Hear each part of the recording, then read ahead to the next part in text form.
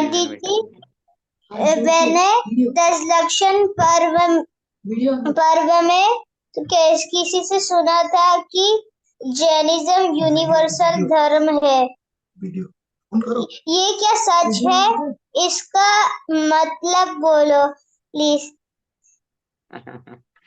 सबसे पहले तो आपको बहुत बहुत बधाई। आपकी वीडियो हमने देखी थी जिसमें आप प्रतिक्रमण का पाठ कर रहे थे, शांति धारा भी बोल रहे थे, और उसके पहले आपको सिद्ध भक्ति भी याद है। तो मैं आपको और आपके पेरेंट्स को बहुत बहुत बधाई और धन्यवाद देना चाहता हूँ कि ऐसे अच्छे संस्कार आपके अंदर हैं, और आपके माध्यम से अन्य लोग भी ये प्रेरणा लें तो निश्चित रूप से बहुत अच्छा अन्य लोगों को भी एक संस्कार मिलेंगे। रही बात यूनिवर्सल धर्म की, यूनिवर्सल का हिंदी मीनिंग होता है वैश्विक, विश्व का धर्म। जहां तक विश्व का धर्म की बात है तो ऐसा तो कोई धर्म हमारे सुनने में नहीं आया है। कुछ लोग अहिंसा मई विश्व धर्म की जय ऐसा भी बोलते हैं। ओनली यूनिवर्सल धर्म या ओनली विश्व धर्म की जय बोलना, तो विश्व धर्म तो कौन सा धर्म हुआ? अहिंसा तो मैं अभी बाद में बात करूंगा। मात्र अगर अपन ये बोलते हैं विश्व धर्म की जय, तो विश्व धर्म कौन सा धर्म है? जैन धर्म एक जिनेंद्र भगवान के द्वारा प्रतिपादित है, अहिंसा धर्म है, जीव रक्षा करना धर्म है, रत्नत्रय धर्म है, 10 लक्षण धर्म है, वस्तु का स्वभाव धर्म है, वस्तु सहावो धम्मो। लेकिन कहीं पर भी किन्हीं भी आचार्यों ने विश्व धर्म की बात तो नहीं की। तो ये तो एक लोगों के लोक व्यवहार में आ गया है, इसलिए लोग बोल देते हैं। लेकिन मेरी जहाँ तक समझ है, तो विश्व धर्म मात्र कोई धर्म नहीं है। इसका मतलब तो अगर दूसरी दृष्टि से मैं विचार करता हूँ, तो विश्व धर्म की जय बोलने पर तो विश्व में जितने धर्म हैं उन सब की जय हो गई, और विश्व में जितने धर्म उन सब की जय हो गई, फिर तो हम मोमडन का भी अनुमोदना कर रहे हैं, फिर तो हम ईसाइयों की भी अनुमोदना कर रहे हैं, फिर हिंदू धर्म की भी अनुमोदना कर रहे हैं, फिर हमारे जैन धर्म में, वीतरागी धर्म में और रागी देशी देवी देवताओं के धर्म में अंतर क्या रह जाएगा? और अगर हम इनकी अनुमोदना कर रहे हैं, तो आचार्य भगवंत तो शास्त्रों में लिखते हैं हम सम्यक दर्शन में अतिचार लगा रहे हैं। आचार्य भगवान लिखते हैं हमारे अमूढ़ दृष्टि अंग का पालन नहीं होगा। क्यों? क्योंकि अमूढ़ दृष्टि अंग यही कहता है अपनी श्रद्धान को वीतरागी भगवान के पास सीमित रखना। और विश्व के सभी धर्मों की यदि हम जय बुलाएंगे, तो फिर तो उसमें आपने सब धर्मों का जय जयकार लगा दिया, सब सब धर्म के सब गुरुओं को, सब भगवान को, सबको मान लिया आपने। ये तो वैनिक मिथ्यात्व हो गया आपका, तो मिथ्या दृष्टि की कोटि में आ गए। तो इसलिए विश्व धर्म कोई धर्म नहीं है। हाँ, अब दूसरी दृष्टि से मैं बात करूं, अहिंसामय विश्व धर्म की जय अगर कोई ऐसा भी बोलते हैं, तो मैं कहता हूं कि अहिंसामय विश्व धर्म भी कहाँ बना? विश्व जो है वो अहिंसामय कहाँ बना? कितने लोग हिंसा कर रहे हैं और हिंसा में धर्म मान रहे हैं, तो उसको भी अपन को बदलना चाहिए। मैं उसकी जगह एक बहुत सुंदर बात, अहिंसामय जैन धर्म की जय, अगर अपन ऐसा बोलेंगे तो धर्म का जयकारा अपना लगेगा। अहिंसा रूप धर्म की जय, जैन धर्म की जय, इस तरह से अपन जयकारा लगाएं तो अपने लिए वो धर्म भी उत्कृष्ट हो गया। क्योंकि ये धर्म का जयकारा लगाना भी इसलिए महत्वपूर्ण है क्योंकि नौ देवताओं में जिन धर्म भी आता है। अपन पंच परमेष्टि को जानते हैं, अरिहंत, सिद्ध, आचार्य, उपाध्याय और साधु। इनके साथ में जिन धर्म, जिनागम, जिन चैत्य और जिन चैत्य। तो जिन चैत्य माने भगवान की अपन पूजा करते हैं, जिन चैत्यालय माने जिन मंदिर को नमस्कार करते हैं, जिनागम माने जिनवाणी को बोलते हैं। उसी के साथ में अब जिन धर्म, तो जिन धर्म का जयकारा कैसे लगाओगे? जिन धर्म को नमोस्तु कैसे करोगे? तो जिन धर्म क्या है? जिनेन्द्र भगवान के द्वारा प्रतिपादित धर्म ही जिन धर्म है, अहिंसा परमो धर्म। आचार्य भगवान कार्तिकेय स्वामी महाराज ने लिखा, वत्थु सहावो धम्मो, उत्तम खमादि भावो ये 10विहो धम्मो, रणतयम च धम्मो, जीवाणम रक्षणम धम्मो। तो ये धर्म है, इस जिन धर्म की जय अपन बुलाएंगे तो अपना धर्म की जय बुलाना सार्थक होगा। नव देवताओं की जय के अंतर्गत आएगा, उनकी पूजा कहलाएगी, अहिंसा धर्म की जय कहलाएगी। इसलिए अपन को अहिंसामय जैन धर्म की जय ऐसा बोलना चाहिए, ना कि विश्व धर्म की जय, यूनिवर्सल धर्म की जय या अहिंसामय विश्व धर्म की जय। ये तीनों बिल्कुल ठीक नहीं है। अपने को उन सब से दूर हो करके, या जो मैंने आपको सारी व्याख्या समझा दी कि अगर आप विश्व धर्म की बोलोगे तो मिथ्यात्व का दोष लगेगा। अपन सम्यक्त्व को अंगीकार करने के लिए यहाँ पे बैठे हैं, और अपन क्यों व्यर्थ में अनुमोदना करें पाप की, अन्य धर्मों की। जिस धर्म में हिंसा को धर्म बताया गया है, दूसरों को, प्राणियों को पाप कष्ट देने में हिंद धर्म बताया गया है, उनका अगर अपन जयकारा लगाते हैं तो उनकी अनुमोदना होती है, और अनुमोदना भी अपने यहाँ पर पाप कहा गया है। इसलिए अपने को कौन सा धर्म बोलना है? अहिंसामय जैन धर्म की जय। जय जिनेन्द्र। जय जिनेन्द्र। नेक्स्ट क्वेश्चन, सुबोध जी जैन। जय जिनेन्द्र। अभी आपने फरमाया था कि अपन को किसी मनुष्य से, किसी व्यक्ति से और किसी वस्तु से अपन को घृणा नहीं करनी चाहिए। मेरे मन में सवाल उठता है, जैसे कोई अभक्ष्य चीज है, जैसे नॉन वेज चीज है, और अपन उसे अपने खाने योग्य नहीं, तो अपन क्या उनसे भी अपन घृणा नहीं करें? बिल्कुल, किसी भी वस्तु से घृणा करने से क्या होगा? अगर तो वो अपन वस्तु, उससे दूर घृणा करने से दूर रहेंगे, उससे अपन नहीं खाएंगे, मतलब उसको अपन यूज नहीं करेंगे, हाँ, ये वो मेरा मानना वो वो अलग भाव है। आप घृणा का भाव उस तरफ नहीं ले जा करके, उस रूप में नहीं ले जा करके आप ऐसा लेकर के जाइए, उस वस्तु को हम ग्रहण नहीं करेंगे, ये भाव हमारे अंदर आया है, ये अच्छी चीज है। लेकिन फिर भी है। उसके प्रति घृणा क्यों, ग्लानि क्यों? वस्तु है वो तो। उसको देख करके अपने मन में ये भाव आए, देखो कितने जीवों को मार करके ये बना है, जीव को मार करके इसने ऐसा बनाया है, तो वो भाव वहां पर आना चाहिए। और जो खा रहा है, भगवान उसको सद्बुद्धि मिले, वो जीवों को मार करके खा रहा है, और भी चीजें वस्तुएं संसार में खाने को है, वो क्यों उसको पीछे खा रहा है, वो भाव उसके अपने अंदर आना चाहिए। उसके प्रति भी घृणा का भाव तो नहीं आए, ग्लानि का भाव तो नहीं आए। अगर आता है तो न कहीं निर्विचिकित्सा अंग में दोष लगेगा। क्योंकि मैंने आपको बताया, आचार्य अमरचंद स्वामी महाराज ने तो द्रव्येशु पुरुषादिषु शब्द का प्रयोग कर दिया, तो फिर तो हमें उससे बचना चाहिए। जय जी ने, थैंक यू। जय जिनेन्द्र। ध्वनिल जी शाह। जय जिनेन्द्र पंडित जी। पंडित जी, अभी एक आरिका माता जी का वीडियो देखा था। उसमें वो कहती है कि जैसे अपन द्रव्य चढ़ाते हैं मंदिर में पूजा के टाइम पे, तो जैसे कई बार होता है कि चिटक बड़ी है नैवेद्य, तो उसको उसके दो पार्ट कर लेते, चलो वो तो नहीं करते, लेकिन मैंने देखा है कि कई लोग, इवन मैं भी, मतलब वीडियो देखने से पहले जब धूप में ये अपन लौंग चढ़ाते तो उसका ऊपर का मुख तोड़ते हैं, तो ऐसा करने से यति हत्या, मतलब मुनि हत्या का दोष लगता है। तो ये कितना सही है? देखिए, मैं निवेदन करूं बहुत स्पष्ट रूप से, हमारे माध्यम से तो ऐसा कहीं पर फिलहाल पढ़ने में आया नहीं है कि लौंग के ऊपर का चूरा करने से यति हत्या का दोष लगता है। अगर ऐसा है तो फिर मैं कहूंगा, धूप का वर्णन आचार्यों ने जहाँ किया है, वहां उन्होंने उस धूप में लौंग का भी मिश्रण बताया है। और लौंग को अगर आप कूटोगे, पीसोगे, अपनी नहीं, मिक्सी में चलाओगे, नहीं, सुनो माता समझ जी रहा का। हूँ, हाँ। समझ वहां आ रहा हूं मैं, समझ गया आपकी बात। तो ऐसी स्थिति में वो वो भी तो पिसेगा, ऊपर की जो उसकी टोपी है वो, उसमें भी तो चूर्ण होगा उसका। तो फिर कहाँ यति हत्या या इतने सारे मुनियों को मारने का दोष? नहीं। रही बात, अगर किसी वीडियो में किन्हीं ने कहा है, हाँ, अगर कहीं आगम प्रमाण है, मैं हमेशा आपको एक निवेदन करूं और आपके माध्यम से सबको कहूं, आगम में कहीं पर अगर अपने को ये बात मिलती है तो अपन को जरूर उस पर विचार करना चाहिए, उसमें कोई आपत्ति नहीं है। लेकिन आगम से दूर होकर के अपनी मनमर्जी से अगर कोई भी ऐसी बात कहे, मैं आपको पूछता हूँ, अगर लौंग का ऊपर का अपन ने वो हिस्सा निकाल दिया, तो उसमें यति हत्या की बात कहाँ से आएगी? मुनि महाराज को मारने की बात कहाँ से आएगी? अरे हमारे मन में भाव ही नहीं आया वो। मैं तो और कर रहा हूँ, आपने बोल करके और पता नहीं वो विकल्प और पैदा कर दिया। अब जब तोड़ेंगे तो पता नहीं उस समय और ये विकल्प और आ जाएगा। आज तक कभी सुना नहीं, आज तक कभी किसी शास्त्रों में पढ़ा नहीं, आज तक, अब नई नई बातें, नई नई चीजें। अब धूप चढ़ाना है, होना यही चाहिए। आगम की आज्ञा यही है, शुद्ध धूप हमारी घर की बनी हुई हम वहां रखें और उसको अग्नि में क्षेपण करें, अग्नि में। ऐसे नहीं थाली में चढ़ा दो। अपने यहाँ अग्नि का दीपक जलाने का वर्णन है, अपने यहाँ पर अग्नि, अग्नि में, उस कोयले में, जलते हुए कोयले में धूप खेने का वर्णन है। अब वो अपन ने सब चीजें हटा दी, न दीपक जलाते हैं, न धूप खेते हैं। अब वो चलो जो है सो व्यवस्था, अब धूप भी नहीं रखते हैं, तो क्या करें भाई? धूप तो धूप चूर्ण जैसी होती है, तो अब चूर्ण कैसे बनाए? तो लौंग लिया अपन ने, उसके 2-3 टुकड़े कर लिए और एक अंगुली के बीच में ऐसे रख कर और अपन ने चढ़ा दिया।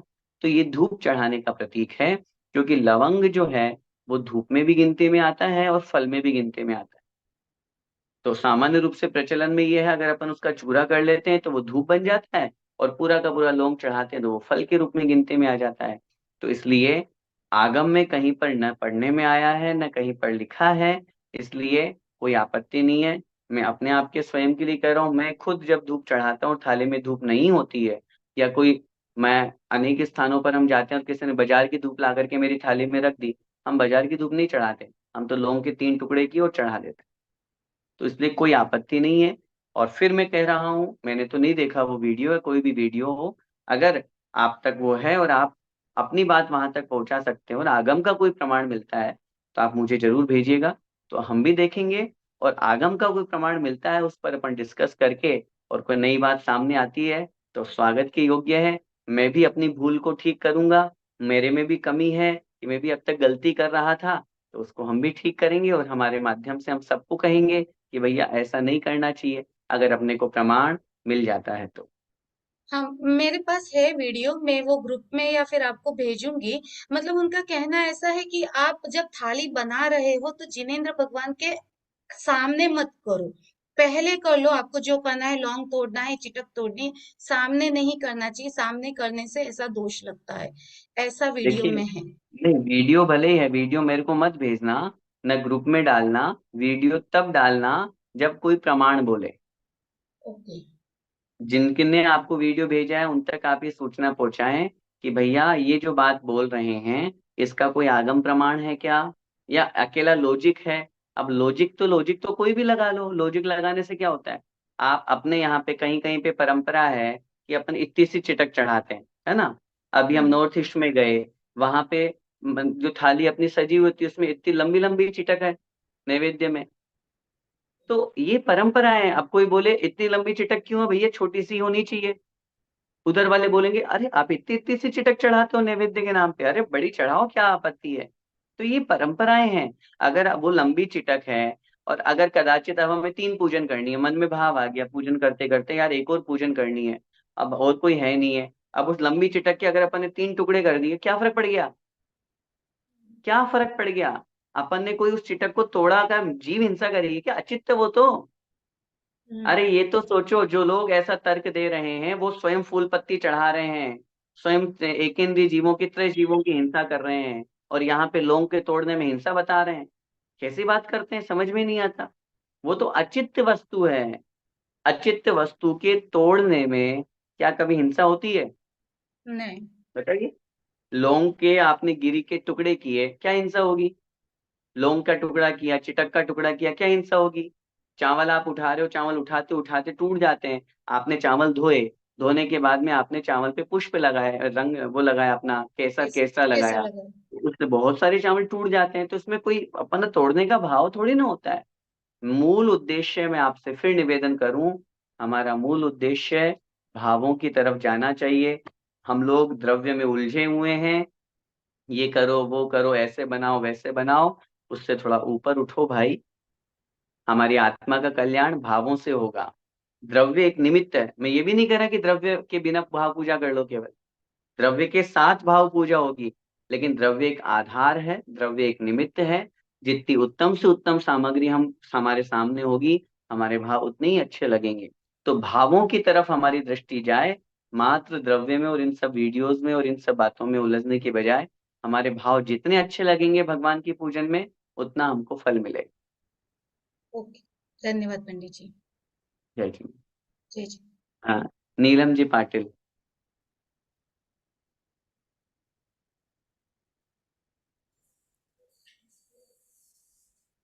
जय जैनेन्द्र पंडित जी। हाँ, जय जिनेन्द्र चंद्रगुप्त भैया। हाँ, 2 दिन पहले मैंने अभी भी हेतल ने जो प्रश्न किया था ना, वो मैंने भी सुना था। मुझे भी थोड़ा सा मन में शंका आई थी, लेकिन मेरा अभी का जो प्रश्न है वो दूसरा है। दशलक्षण में पंडित जी मैंने ये सुना कि भक्तामर का श्लोक बोल रहे थे और बोलते बोलते 48 श्लोक होने के बाद में फिर भक्तामर का थर्ड श्लोक तक फिर बोले जाते थे। तो मुझे ऐसा चिंतन करने के बाद में ऐसा व्यतीत हुआ कि मानतुंगाचार्य ने तो भक्तामर ऐसा नहीं लिखा होगा, 48 श्लोक लिखने के बाद में उन्होंने पूर्ण विराम दिया होगा।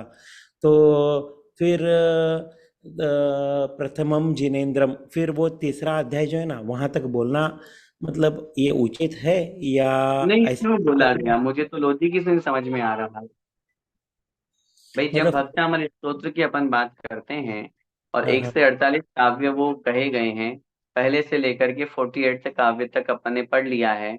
लास्ट में आचार्य मानतुंग स्वामी महाराज ने पूरा समापन कर दिया, तम मान तुंग मौषा समुपेति लक्ष्मी। वही लक्ष्मी भक्तामर स्तोत्र समाप्त हो गया है। समाप्त तो हो फिर गया। प्रारंभ के वापस एक दो तीन काव्य पढ़ने का तो कोई लॉजिक नहीं है। कोई मैं तो मुझे बहुत भी क्लियर मुझे बोलूँ। लॉजिक ही नहीं लगा मुझे भी। तो बस वही सोचा कि आप आपके यहाँ पे समाधान करवा के ले लूं तो नहीं, और भी हमारे पुष्टि यहाँ हो तो जाती है। समाधान तो यही मिलेगा। और आगम या जो परंपरा है, जो वास्तविक परंपरा, वो यही है कि भैया पूरे 48 बोल लिए, उसके बाद में जयकारा लगा के संपूर्ण कर लेते हैं। बाकी हाँ ये प्रारंभ से वापस एक दो तीन बोलना, ये सब नई नई परंपराएं हैं। देखिए, मैं बहुत क्लियर बोलना चाहता हूँ, हमारे माध्यम से हम वो कार्य करें जिससे हमारी आगम की परंपरा आगे बढ़ पाए। हम हाँ अपनी अपनी दिशा में, अपने अपने नाम से, अपने अपने कारण से, अपनी प्रसिद्धि के लिए नई नई परंपराएं जोड़ें, नई नई बातें उठाएं। जैसा कि अभी हेतल जी ने भी कहा। अब अपने आप को देखिए, एक बहुत क्लियर सी बात बोलूं, अगर अपने आप को प्रसिद्ध करना है तो आप कुछ नई बातें करना शुरू कर दो।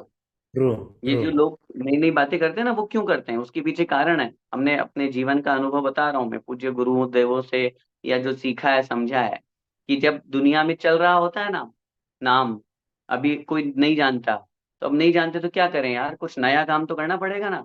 कुछ ऐसी नई चीज, नया टॉपिक उठाओ जो विद्वानों में बहस छिड़ जाए, समाज में थोड़ा सा लोग इंटरेस्ट लेने लगे। अरे अच्छा, ऐसा भी, ऐसा भी, किसने बोला? उनने बोला, उनने बोला, उनने बोला। उतने में व्यक्ति फेमस हो जाएगा। तो ये हम्म। प्रसिद्धि के लिए भी कुछ लोग ऐसा करते हैं जानबूझ करके। अरे आगम की परंपरा, शास्त्रों की परंपरा को अपनाओ। कौन सी प्रसिद्धि, कहाँ का नाम क्या रखा है भाई? आचार्य कुंद कुंद महाराज इतने बड़े साहित्यकार हो गए, इतने 84 पाउर लिख के चले गए, एक ग्रंथ में उन्होंने अपना नाम नहीं लिखा। भगवान ऋषभ देव के पुत्र भरत चक्रवर्ती, पहले चक्रवर्ती, दूसरे का नाम हटा करके अपना नाम लिखना पड़ा। किस नाम की बात कर रहे हैं? नाम किस की बात। प्रसिद्धि में खो रहे हैं हम? कैसा यश, कैसी कीर्ति की बात कर रहे हैं? कुछ नहीं है ये फालतू। ये अपनी मान कषाय को पुष्ट करने की बातें हैं। और परंपराएं क्यों चलाना फालतू की? हाँ, आगम के अनुसार है।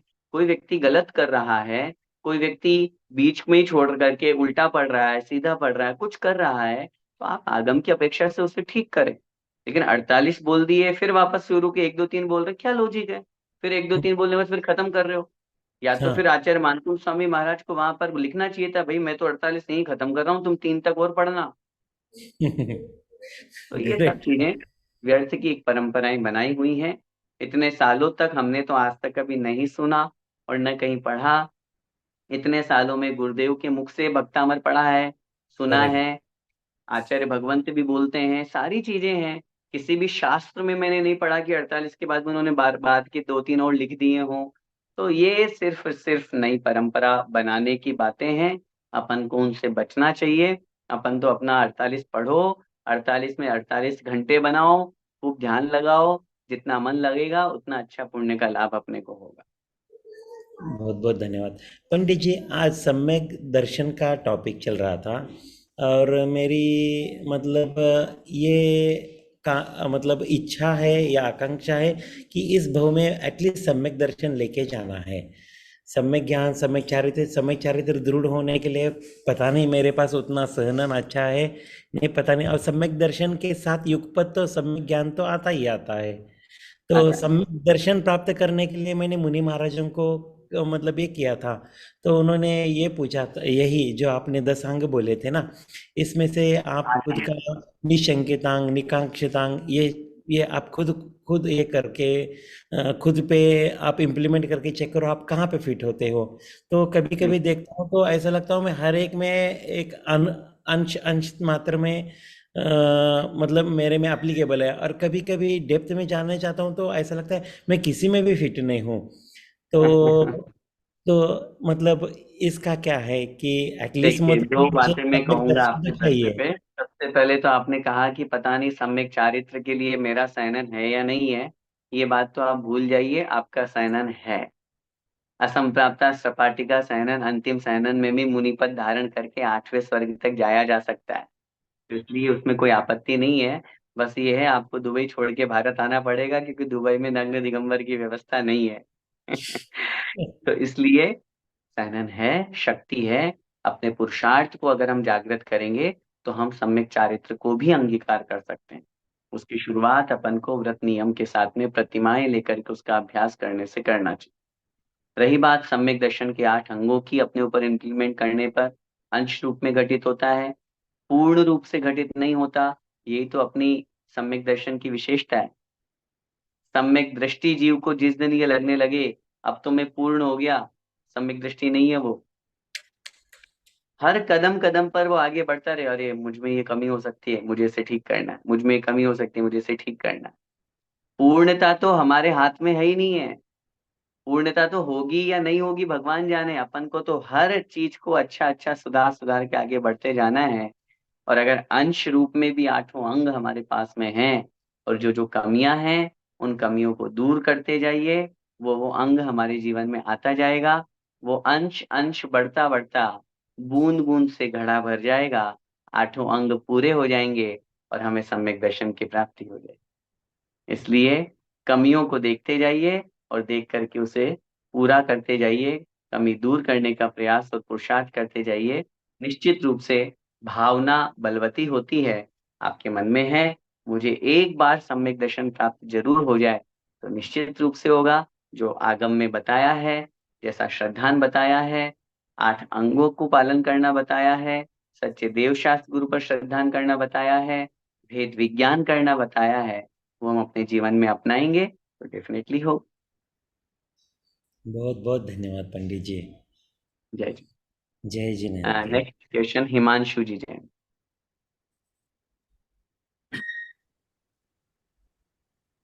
जय जिनेन्द्र पंडित जी। जय जिनेन्द्र।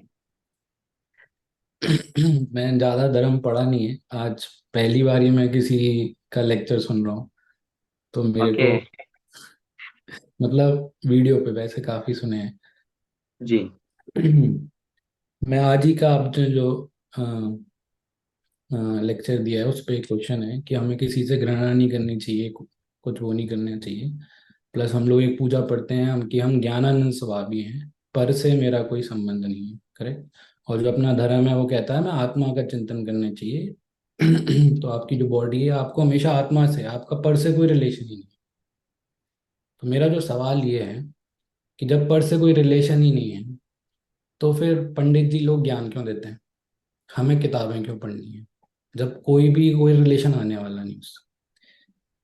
आज के टॉपिक की बात मैं करता हूँ कि आपको किसी के भी लिए कुछ घृणा है, कुछ भाव नहीं रखने हैं, क्योंकि आप उसका कुछ बदलोगे ही नहीं। ठीक है, भाव तुम्हारे कंट्रोल में है, बट जो हमें लगता है कुछ गलत है, जो कि बिल्कुल अमानवीय स्तर पे गलत हो जाता है, जैसे कुछ अमानवीय कार्य करते हैं लोग, गलत कर रहे हैं, हमारे सामने कर रहे हैं, और बहुत बेसिक होता है जैसे कि बॉर्डर पे लोग हिंसा करनी ही पड़ेगी, नहीं तो आपको खत्म कर देंगे, आपका पूरा आगम ही खत्म कर देंगे। तो हमारा पर से कोई संबंध नहीं है, तो हमें खत्म करना, हमें करते ही चले जाओ, हमारा जैन समाज ही पूरा खत्म हो जाएगा ऐसे तो, अगर हम सारे ही देखिए, लोग ऐसे हो जाएंगे। तो थोड़ा सा समझ आप गया इसमें आपका समझाइए, जब पर से प्रश्न। संबंध या तो है संबंध तो कुछ करेंगे, जब संबंध ही नहीं है तो फिर तुम शांति से अपना पेड़ के नीचे बैठे रहेंगे ना। तो देखिए, थोड़ा सा बिल्कुल आप सही इसको आपने मेरे को क्वेश्चन लॉजिक से किया क्लियर। हिमांशु भैया। Right, right. आपका क्वेश्चन मैं समझ गया, बहुत अच्छा आपने प्रश्न किया है। और इट्स ट्रू कि पूजन आदि में या अन्य किन्हीं स्तुतियों में जब अपन ये पढ़ते हैं मेरा पर से कोई संबंध नहीं है, मैं ज्ञानानंद स्वभावी हूँ, मुझे आत्मा की बात करनी है, तो ये एक स्वाभाविक सी बात है कि जब अपन पर द्रव्य की बात कर रहे हैं या पर से विमुख होने की बात कर रहे हैं, तो ये क्वेश्चन आएगा कि जब मैं हूं ही नहीं, पर मैं सम्मुख ही नहीं हूं, तो फिर विमुख कैसे होऊंगा। लेकिन इस बात को अपन को दोनों तरीके से समझना। अपने यहाँ पर दो नए बताए गए हैं, एक निश्चय नय और एक व्यवहार नय। ये निश्चय नय और व्यवहार नय, ये एक सिक्के के दो पहलू हैं, एक रथ के दो पहिए हैं। अगर हम निश्चय को हटा देंगे तो व्यवहार का कथन पूर्ण रूप से एकांत हो जाएगा, समाप्त हो जाएगा। और यदि हम व्यवहार को हटा देंगे तो निश्चय का कथन पूर्ण रूप से एकांत हो जाएगा और मिथ्यात्व हो जाएगा। जस्ट एग्जाम्पल जो आपने कहा, अगर मैं ये बात कहता हूं मैं ज्ञानानंद स्वभावी हूं, अकेला मात्र, इस सेंटेंस को अगर मैं पढ़ता हूं तो मैं कहूंगा आगम की भाषा में ये मिथ्यात्व है। क्यों है मिथ्यात्व? क्योंकि आपने अपने आप को ज्ञानानंद स्वभावी मान लिया। तो फिर यहाँ क्या कर रहे हो? फिर आपका नाम क्या है? फिर आपकी ये पर्याय क्या है? फिर आप कौन हो? आपको मैं पूछूं आपका नाम क्या है? मैं तो ज्ञानानंद स्वभावी हूँ। किसी पड़ोस वाले से पूछे आपका नाम क्या है? मैं तो ज्ञानानंद स्वभावी हूँ। व्यवहार कैसे चलेगा? व्यवहार का कथन कैसे करोगे? मेरा नाम हिमांशु जैन है, मैं यहाँ रहता हूँ, मैं ये पढ़ाई करता हूँ, मैं ये कार्य करता हूँ, मेरी ये पत्नी है, मेरे ये मकान है, ये सारी की सारी चीजें। व्यवहार कैसे चलेगा?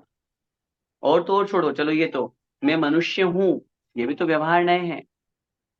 तो इसलिए हम वहां पर अगर ये कहें निश्चय नए से मैं ज्ञानानंद स्वभावी हूँ, वाक्य 100% सत्य हो जाएगा। व्यवहार नए से मैं मनुष्य हूँ, वास्तव में मेरी आत्मा मनुष्य नहीं है, लेकिन मेरी आत्मा अभी मनुष्य के शरीर में है, मनुष्य के पर्याय में है। तो इसलिए मेरा मतलब आपसे इतना सा निवेदन है कि हमें दोनों नयों को लेकर के चलना चाहिए।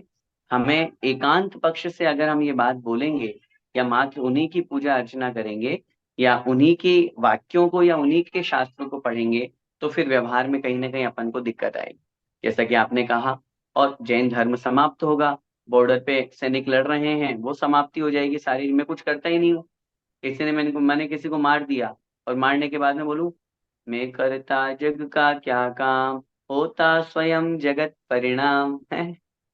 किसी ने किसी का मर्डर कर दिया ये लाइन पढ़ करके, और मर्डर कर दिया, आप कोर्ट में पेशी हो गई, जज साहब पूछ रहे तुमने इसका मर्डर किया? मैं करता जग का क्या काम, होता स्वयं जगत परिणाम। डंडे पड़ेंगे। जज साहब बोलेंगे अच्छा ये सीसीटीवी कैमरा तुम्हें झूठ बोल रहा है, ये वीडियो झूठ बता रही है कि तुमने मर्डर किया, सामने वाले को चाकू घोंपा है, और तुम वहां ज्ञान दे रहे हो कि मैं तो कुछ करता ही नहीं हूँ, ये तो अपने आप हुआ, ये तो अपने आप हुआ। अरे भाई, व्यवहार को भी समझो जरा। अकेला निश्चय निश्चय में कुछ नहीं पड़ा हुआ। वहां मर्डर किया है तो मर्डर का दोष लगेगा, पाप लगेगा, जेल की सजा होगी। अब निश्चय ने से आप बात करोगे, हाँ निश्चय ने कहता है कोई किसी को नहीं मार सकता, तो आप निश्चय ने की बात कर रहे हो तो निश्चय ने से पूरा वाक्य बोलो और उसको जीवन में अपनाओ। लेकिन व्यवहार की बात करो तो व्यवहार को अपनाना पड़ेगा। मात्र एकांत से आप अगर केवल निश्चय निश्चय की बात करोगे तो व्यवहार न करने के कारण से संसार नहीं चल पाएगा। आचार्य अमृतचंद स्वामी महाराज ने पुरुषार्थ सिद्धि उपाय में लिखा, अगर निश्चय को छोड़ करके मात्र व्यवहार की बात करोगे तो तत्व का नाश हो जाएगा, और व्यवहार को छोड़ करके मात्र निश्चय की बात करोगे तो तीर्थ का नाश हो जाएगा। इसलिए तीर्थ माने धर्म और तत्व की रक्षा करने के लिए हमें दोनों को नयों को साथ में लेकर के चलना चाहिए। आचार्य कुंद कुंद स्वामी महाराज ने भी समय सार ग्रंथ में लिखा है, दोन्न विनयान भणियम। दोनों नयों को जिनेन्द्र भगवान ने कहा है, उन दोनों का आश्रय लेकर के अपन को आगे बढ़ना चाहिए। तो फिर जिस समय कोई मान लीजिए बहुत ही गलत कार्य कर रहा है जो हमारे मेरे अकॉर्डिंग गलत, अब आपने तो बोला उस पर गुस्सा भी मत करो, क्रोध भी मत करो, कुछ भी मत, अब मैं प्यार से उस मतलब मैं उस धर्म क्या मैं क्या करूं उस समय, ना करूं कि देखिए करूं? देखिए अगर आप बात करेंगे कि क्या करूं उस समय, अगर अपना अपना व्यक्ति है, अपन का उससे कनेक्शन है, अपने सामने हो रहा है, तो हम हम्म। प्रेम से उसे समझाने की कोशिश करेंगे कि भैया मत करो, गलत कार्य है।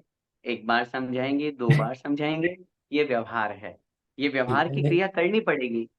फिर उसके बावजूद भी अगर वो नहीं मानता है तो फिर समता परिणाम, भैया ठीक, अभी तुम्हारे तुम जानो, फिर मैं क्या कर सकता हूँ जब तुम्हें नहीं समझना है तो। तो तो उसको करने व्यवहार दें, की क्रिया, हाँ जी, उसको हाँ करने फिर दें। करने दो। हाँ हाँ डेफिनेटली। दो बार समझाने के बावजूद भी अगर वो गलत कर रहा है, नहीं समझना हम्म। चाह रहा है, और आपको पता है ये समझदार है, कोई छोटा बच्चा थोड़ी ना है, फिर भी वो नहीं मान रहा है तो आप करने दो। आप अगर उसके पीछे अपना दिमाग खराब करोगे, आप अपना संकल्प विकल्प करोगे, तो आपका और आर्त रौद्र ध्यान होगा और कर्म का बंद होगा। क्योंकि जब आपको पता चल चुका है कि वो समझाने पर भी नहीं मान रहा है, न ये मानने वाला है, तो क्यों फालतू में अपन उसमें विकल्प जाल में फंसे। अपने आप को वहां से दूरी बनाइए, वहां से दूर हट जाओ। अपने को नहीं देखना है, ठीक है भैया, तुमको समझा चुके, हम 2 बार 3 बार समझा चुके, नहीं समझ में आ रहा तुमको, तो तुम्हारी तुम जानो भैया, फिर मैं क्या कर सकता हूँ। अगर पहला कर्तव्य है समझाना, प्रेम से समझाना। दूसरा कर्तव्य साम दाम दंड भेद, चारों नीति हाँ, अपना लो, और ज्यादा क्या करें। फिर भी नहीं माने तो तुम उसके भरोसे छोड़ो। फिर कोई, अरे आदिनाथ भगवान मारीची को नहीं समझा पाए, अपन कौन सी खेत की मूली के मन उसको समझाए। हाँ तो लेकिन संविधान कर्तव्य, दंड भेद लगा सकते आदिनाथ हैं ना। भगवान को, आदिनाथ भगवान तो वीतरागी हो गए थे, इसलिए वो किसी व्यक्तिगत पर्टिकुलर किसी को नहीं समझाएंगे। लेकिन अपन तो अभी रागी हैं। अपना भाव ये है कि भैया हमारा व्यक्ति ये साधर्मी है, कोई ऐसा है, इसको समझा दो। फिर भी नहीं समझ में आ रहा तो फिर उसकी वो जाने। हम साम दाम दंड भेद लगा सकते हैं, बस वही पूछ रहे हैं, बिना क्रोध किए। हाँ, बिना क्रोध किए साम दाम दंड भेद लगा करके समझाने का प्रयास करना चाहिए। कोशिश करें, नहीं मानता है तो फिर उसके कर्म उसके साथ।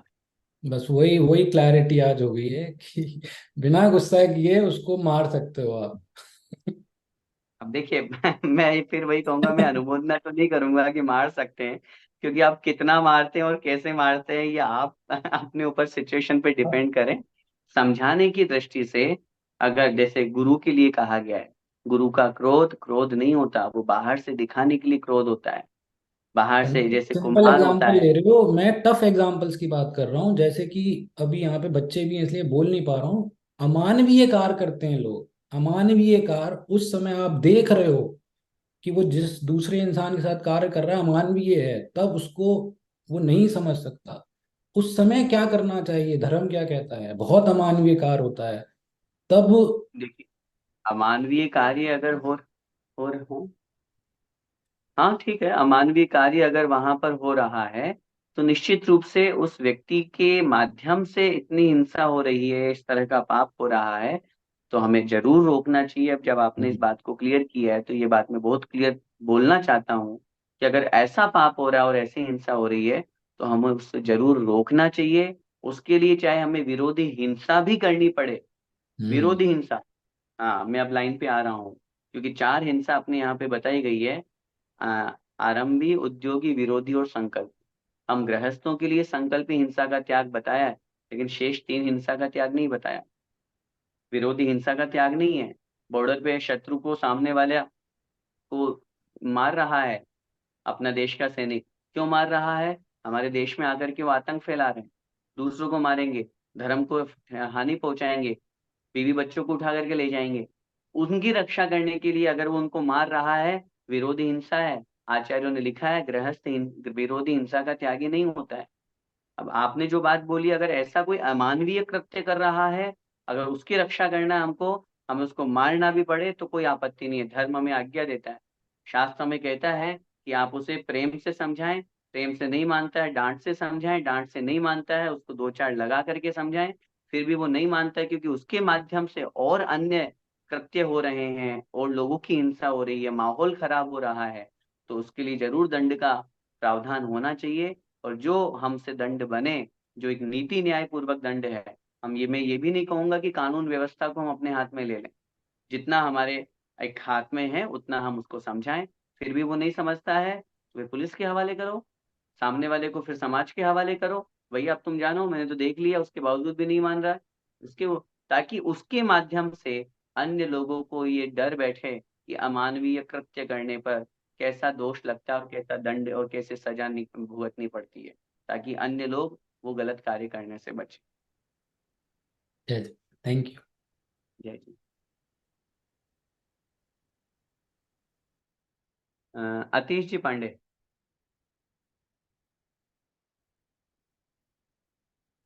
जय जिनेन्द्र पंडित जी। हाँ, जय एक जिनेन्द्र। छोटा सा सवाल है।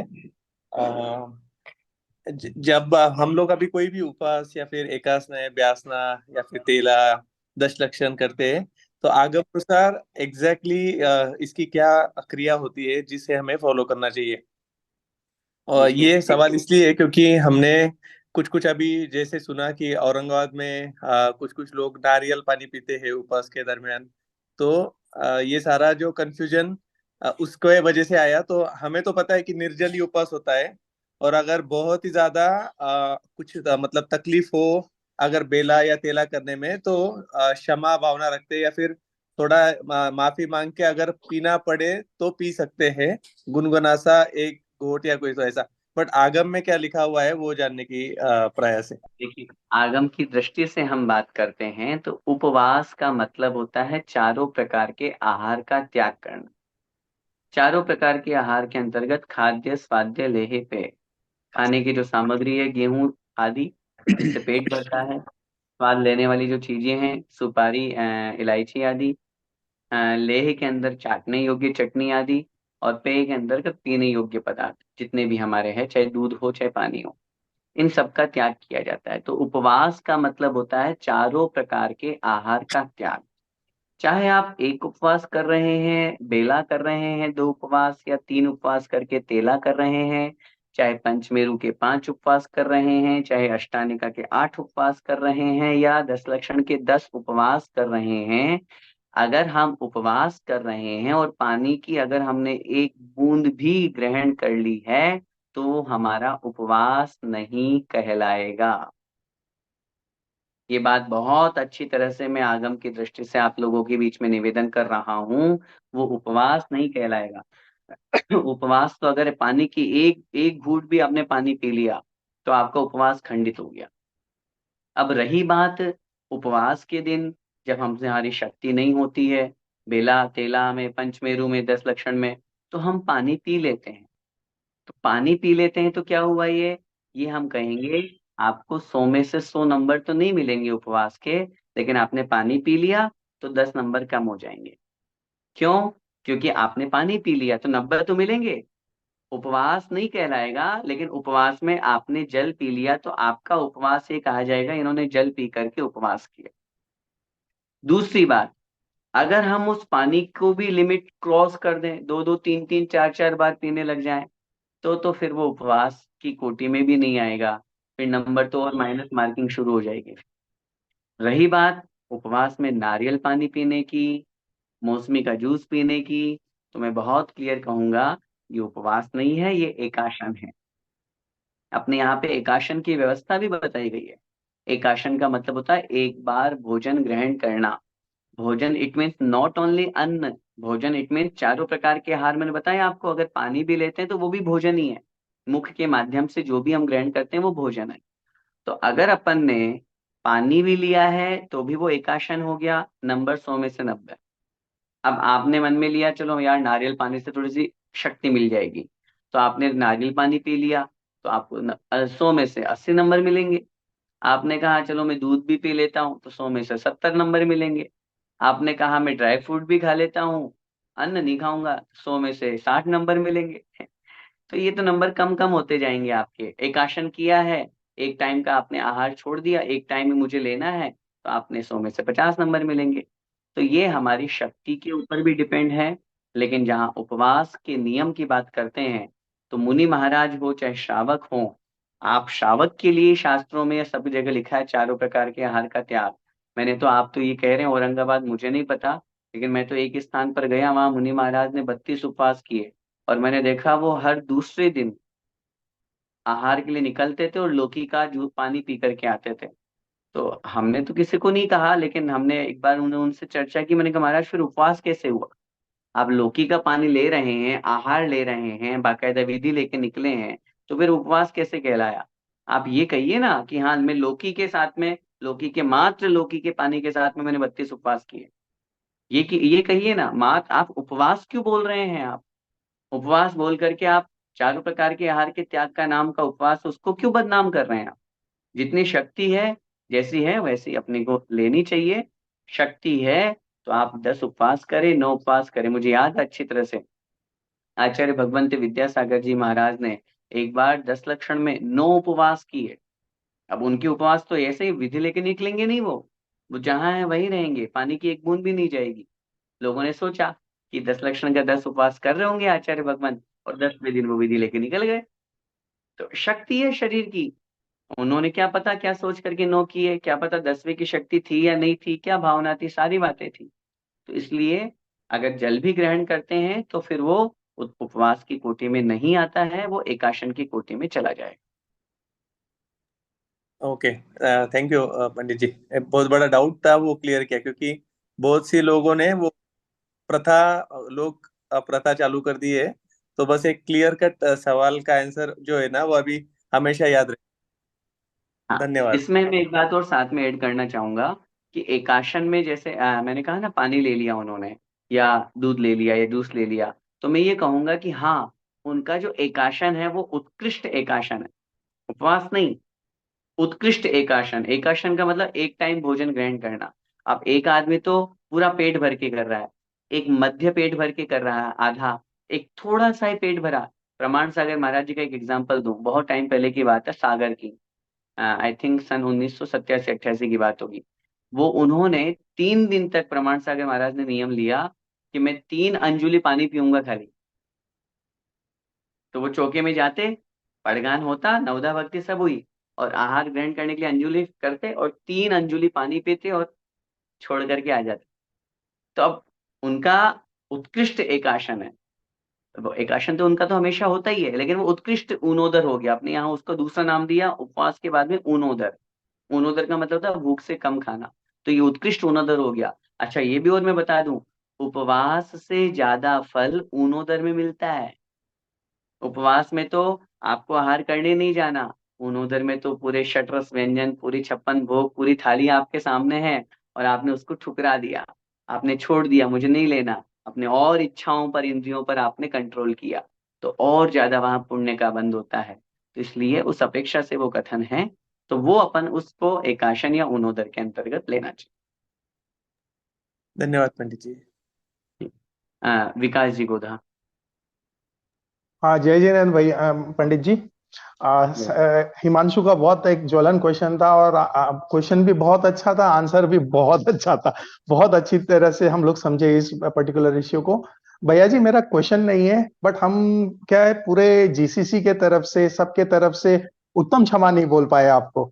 तो हम लोग के तरफ से भी, सारा सारा समाज के तरफ से, पूरा जीसीसी के हर प्रत्येक फैमिली के तरफ से, कोई भी अगर गलती हुई हो हमारे बोलने में, हमको आपको समझाने में, या हम लोग गलत तरीका से कभी भी आपको इरेशनल डिमांड किए हो, तो हम लोग उत्तम क्षमा बोलते हैं। और दूसरा चीज, सबसे बड़ी बात भैया जी, क्लास कल का था, बट आपने अकोमोडेट किया, और आज का दिन का अंदर में आपने क्लास लेने के लिए एग्री किए। भैया जी, आप हर स्टेज में हम लोग को आप साथ दे रहे हो, हर स्टेज में आप हम लोग को हेल्प कर रहे हो। हम लोग का हर जो हम ज्ञान की गंगा जो स्टार्ट करे हैं आपके आशीर्वाद से, तो ये बस कंटिन्यूअसली चलते रहे। यही भावना के साथ सबके तरफ से हम जस्ट उत्तम क्षमा बोलना चाह रहे थे। एक क्वेश्चन और है शायद जय भाई का, तो सबके तरफ से उत्तम क्षमा स्वीकार करें। उत्तम क्षमा, उत्तम क्षमा। लास्ट हाँ क्वेश्चन हेतल जी। हाँ हाँ भैया, ये भी क्योंकि बात निकली थी इसलिए पूछना था। अभी जैसे पूर्णमती माता जी अहमदाबाद में हैं, उनको आहार देने का भी सौभाग्य मिला, और माता जी चैत्य भक्ति का व्रत दे रहे थे, तो वो व्रत में ले रही थी। तो जैसे उन्होंने बोला था कि आप अपनी शक्ति अनुसार करें, एकाशन करें, उपवास करें, निर्जल करें, जैसे करना है आप करें। तो फिर मतलब अब जैसे निर्जल करना थोड़ा टफ होता ही है बच्चों के साथ में, तो मैंने माता जी से पूछा था अगर उपवास करना है और मैं दुबई रहती हूँ तो वहां पानी बिस्लेरी वाला है, तो हमें वो पानी ग्रहण करना चाहिए क्योंकि अब निर्जल नहीं होता है। तो फिर माता जी ने ऐसा बोला, बिस्लेरी पियो, उससे अच्छा नारियल पानी पी लो। तो फिर अभी जैसे हमें उपवास करना है दुबई में रह के, तो पानी ये बिस्लेरी वाले बोतल से मतलब कैसे करना चाहिए? अभी नहीं, जैसे बात देखिए दोनों निकली में ही है थोड़ा इसलिए। सा तो अंतर हो जाएगा, उसको तो मैं थोड़ा सा क्लियर करना चाहूंगा कि ठीक है, माता जी का जो व्यू है वो भी हमारे लिए मान्य है, लेकिन अगर अपन पानी की बात करते हैं तो बिस्लेरी का पानी, ठीक है, बिस्लेरी का है, अगर अपन उसको छानते हैं, अपनी जो छानने की जो विधि है उस क्रिया विधि से, और उसको अगर हम गर्म करते हैं, अचित्य बनाते हैं, तो उसको ग्रहण करने में कोई आपत्ति नहीं है। होना यही चाहिए, कुएं का पानी हो, बारिश का पानी हो, लेकिन जब दोनों ही चीजें हमारे पास अवेलेबल नहीं है, तो जो पानी है उससे अपन अपना व्रत संपन्न करें। लेकिन अगर अपन नारियल पानी पीते हैं, तो चूंकि नारियल पानी तो एक रस के रूप में ग्रहण किया जाता है, और वो भाव वहां पर आ जाता है। अच्छा, नारियल पानी से कुल्ला नहीं हो सकता है, ऑब्वियसली आपको कोई ना कोई पानी ऊपर से लेना ही पड़ेगा। तो मैं सोचता हूँ कि उस दृष्टि से आप अगर उत्कृष्ट करना चाहते हैं तो नारियल पानी को अवॉइड करके पानी को आप छानें, गुनगुना करें और फिर करें तो ज्यादा लाभ अपने को धर्म का लाभ मिलेगा। और अगर थोड़ा सा एक शक्ति चाहिए शरीर में, उस दृष्टि से अगर अपन ग्रहण करना चाहते हैं तो ठीक है, नारियल पानी का भी अपन छूट रख करके, लेकिन पानी का तो आपको बाद में उपयोग करना ही पड़ेगा, क्योंकि नारियल पानी नॉट पानी हाँ, वो मुंह तो वो, एक वैसा रहेगा ही कि कुछ हाँ वो पिया तो है। वही से वो पानी नहीं है ना। आप जैसे पानी से कुल्ला करते हैं अपन, पानी पीने के बाद किसी चीज को पीने की खाने की इच्छा वो नहीं है अपने को, वो शुद्ध हो गया, अपना मुख शुद्धि हो गई है। ऐसे नारियल पानी से मुख शुद्धि नहीं होती है। जैसे जल से अभिषेक करते हैं ऐसे नारियल पानी से अभिषेक नहीं कर सकते। दोनों राइट। दोनों में बहुत अंतर है। तो इसलिए ठीक है, वो किस अपेक्षा से उन्होंने कहा वो भाव देखना पड़ेगा, लेकिन जो दोनों बातें हमने आपको कही वो ध्यान में रख करके अच्छा यही है, अपन पानी को छाने, गर्म करें और फिर उसका उपयोग करें। ओके, धन्यवाद पंडित जी। जय जय। बस आज का सेशन यहीं पर एंड करते हैं। जिनवाणी स्तुति। जावाणी के ज्ञान ते सूझे लोकालोक, तो वाणी मस्तक नमो सदा देत हूँ लोक। ही जिनवाणी भारती तो ही जपू दिन रैन, जो तेरा शरणा गहे सो पावे सुख चैन। देव भजू अरिहंत को गुरु सेवा निर्ग्रंथ, दया धर्म पालो सदा यही मोक्ष का पंथ। नो वर्ण।